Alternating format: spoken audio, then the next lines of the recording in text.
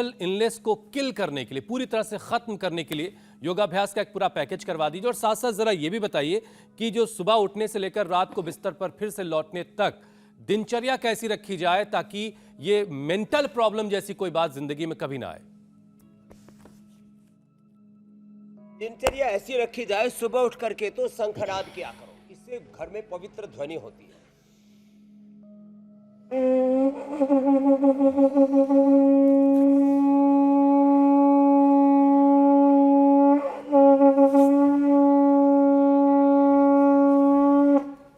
शंख ध्वनि के साथ, वेद ध्वनि के साथ, सुबह उठ करके योगिक जोगिंग के साथ, दौड़ लगाने के साथ, जो जागेगा, जो भागेगा वही। लेकिन स्वामी जी, शंखनाद के लिए पड़ोसी का अच्छा होना भी बड़ा जरूरी है। जो नहीं जागा, नहीं भागा, वो अभागा रह जाएगा। देखो कितना अच्छा शब्द है, ए मेरे भाई हुसैन जी जी। अभागा, जो भागेगा उसका भाग्य जागेगा, और अभागा जो नहीं भागेगा वो सूता सूता ही मर जाएगा। इसलिए राजस्थान में एक लोकगीत है, जानती है हमारी बेटी मीनाक्षी, तो सोया सोया क्या करे और सोया आवे नींद, और जम सिराणे न्यू खड़ा जण तोड़न आव्या नींद, निद्रा बेच द्यो कोई ले तो, ओ राम राम रटे तो तेरो माया जाल कटे गो, निद्रा बेच द्यो कोई ले तो नींद बेचनी पड़ेगी, सुबह जागना पड़ेगा, भागना पड़ेगा, योगिक जोगिंग करें, पूरा पैकेज बता रहा हूं। सुबह उठ करके योग करें, यज्ञ करें, धीरे धीरे करें, जो मजबूत है वो फास्ट करें। जो सुबह उठ करके योग करते हैं, यज्ञ करते हैं, अब देखो जो मजबूत मजबूत है ना, वे ऐसे योग यज्ञ और थोड़ा पूरा का पूरा योगिक जोगिंग, पूरा सूर्य नमस्कार, 5 मिनट का काम है। इससे ना सारे केमिकल सोर्स हार्मोन्स का बैलेंस बॉडी में बना रहता, माइंड में बना रहता। और जब बॉडी डिसिप्लिन में रहती है, माइंड डिसिप्लिन में रहता है, हमारा हार्ट, हमारे इमोशंस डिसिप्लिन में रहते हैं, सब कुछ अथ योगानुशासन में, तो डिप्रेशन होगा ही नहीं, स्ट्रेस एंजाइटी होगी नहीं, व्यक्ति में जो क्रूरता है, हिंसा, वायलेंस, ये हैवानियत, ये शैतानियत जो हो रही है चारों तरफ, मनुष्य जो है वो कहीं ना कहीं गिरा जा रहा है।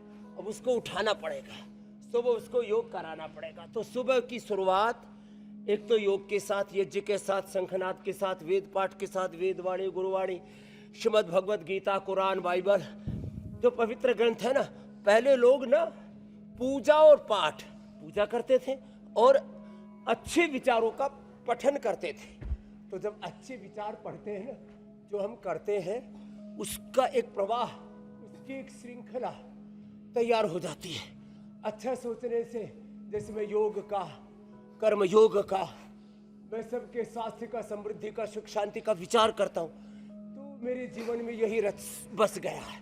ऐसे जो नेगेटिव सोचते हैं ना, तो सुबह से शाम तक मरने के ही तौर तरीकों के बारे में या मारने के ही तौर तरीकों के बारे में सोचते रहते हैं। तो जो है ये योगिक जोगिंग, और फिर देखो बहुत दिन हो गए थे दंड बैठक बताए, पूरा का पूरा। अच्छा स्वामी जी, दंड बैठक करवाते करवाते ऐसे कर ले, ऐसे कर ले, ऐसे, फिर ऐसे ऐसे कर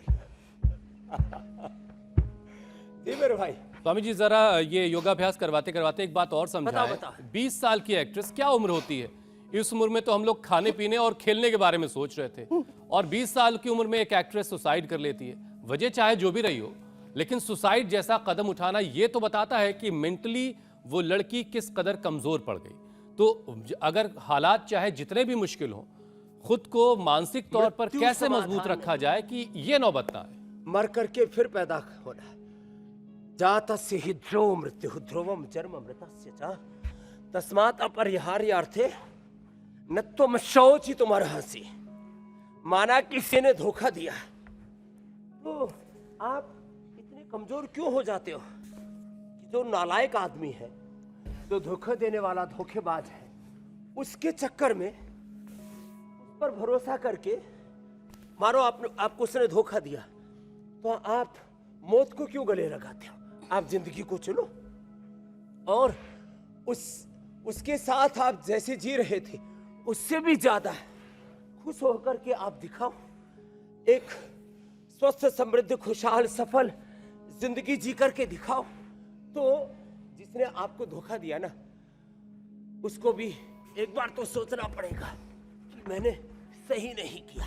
तो मैं इसलिए इस बात को कह रहा हूं, सुबह उठ करके एक बार तो ऐसे ये पूरा जिससे कितना बन पाए। ये कई दिनों के बाद आज चक्रदंड, पलटदंड हो रही है, ऐसे शेर दंड, यूं बैलेंस बनाना पड़ेगा। अब बहुतों का तो चक्का जाम है, वो ऐसे करेंगे, टूट फूट जाएंगे, ऐसे और ऐसे। ये तो करें, और नहीं तो चलो सब उल्टे लेट जाओ। मीनाक्षी जी, ज्योत्सना जी, पूजा जी, आप भी मकर आसन, भुजंगासन, शलभासन का। ये बड़ा क्यूट आसन है किसी ने स्वामी जी। धोखा दिया, उस धोखे बाद जबरदस्त देखो। दंड के बाद तो ये आसन बहुत ही जरूरी बना देना चाहिए। किसी ने धोखा दिया जी जी। तो उस धोखे से सदमे में आकर के अपनी जान नहीं लेना, और जिसने धोखा दिया उसकी भी जान नहीं लेना।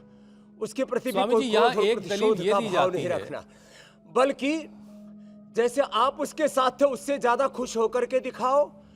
दूसरी बात, जिंदगी में संकट, संघर्ष, चुनौतियां स्वामी रामदेव के सामने भी, भगवान रामकृष्ण के सामने भी थी। जिंदगी में संघर्ष और चुनौतियां प्रोफेट मोहम्मद साहब के सामने भी थी। अरे अपनों ने दगा किया, और भगवान ईसा मसीह के सामने भी उनको तो सूली पर दीवार चढ़ा में दिया। कीलों से ठोक दिया गया। जी जो क्रॉस का चिन्ह है जी जी। हर गिरजाघर में लगा रहता है। तो किसके सामने चुनौतियां नहीं आई? तो अच्छा स्वामी जी, चुनौतियों को, सुसाइड करने वाले या challenges थोड़ा को- सा जो उस तरह की जैसे प्रवृत्ति आजकल के लोग अलग-अलग हैं, चैलेंजेस लेते हैं ना। जी मेरे भाई, स्वामी जी, जो सुसाइड करने वाले लोग हैं या उस तरह की जो सोच रखते हैं, वो एक दलील ये देते हैं कि इस तरह के मामलों में सुसाइड करने वाला जिसने धोखा दिया उसको एक तरह की सजा दे रहा होता है। अब ये दलील मेरे तो समझ में नहीं आती कि ये किस तरह से सजा दी जा रही है कि खुद को ही खत्म कर लिया। जरा इसके बारे में कुछ समझाएं। ना ना ना, ये वो जो सुसाइड करने वाला है उसको धोखा नहीं दे रहा, उसको मौका दे रहा है कि उसने धोखा दिया और इसको मौका दे रहे हैं कि वो औरों के साथ और करे ऐसे। माने उसको ऐसा लगता है कि मैंने अपना कांटा निकाल दिया, अभी इसकी जिंदगी खत्म हो गई, अब मैं और किसी से प्यार करूंगा, और किसी से व्यापार करूंगा, और किसी से कारोबार करूंगा। लोग प्यार में भी लोगों को मारते हैं, व्यापार में भी मारते हैं, राजनीतिक हत्याएं होती हैं, हर जगह लोग धोखा देते हैं।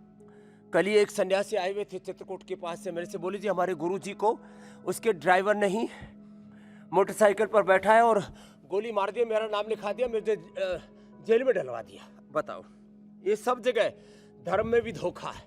तो धोखा जो खाने वाले लोग हैं ना, वो जो धोखा दे रहा है, यदि वो सुसाइड कर लेते हैं तो उनको मौका देते हैं और ज्यादा क्रूरता फैलाने का, और ज्यादा हिंसा, उद्दंडता।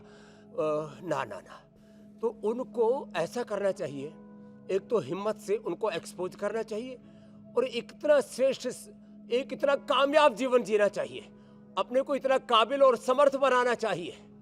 और जिसने धोखा दिया उसको या तो जेल की सलाखों के पीछे, या जो भी कानून के प्रोविजन हो उसके आधार पर उनको दंड भी दिलाना चाहिए।